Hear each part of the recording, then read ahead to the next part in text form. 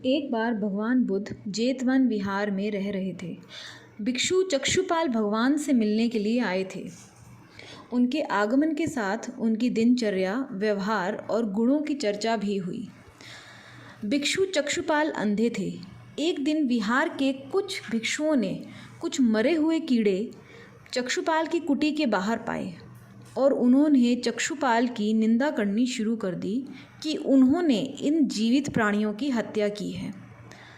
भगवान बुद्ध ने निंदा कर रहे उन भिक्षुओं को बुलाया और पूछा कि क्या तुमने भिक्षु को कीड़े मारते हुए देखा है? उन्होंने उत्तर दिया, नहीं।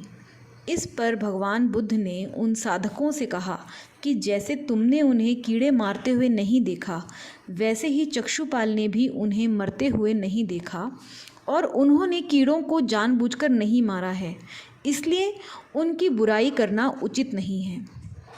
भिक्षुओं ने इसके बाद पूछा कि चक्षुपाल अंधे क्यों हैं? उन्होंने इस जन्म में अथवा पिछले जन्म में क्या पाप किए?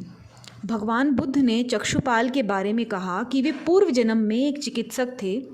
एक अंधी स्त्री ने उनसे वादा किया था कि यदि वे उसकी आंखें ठीक कर देंगे तो वह और उसका पूरा परिवार उनके दास बनकर रहेंगे। स्त्री की आंखें ठीक हो गई, पर उसने दासी बनने के भय से यह मानने से इनकार कर दिया कि उसकी आंखें ठीक हो गई हैं।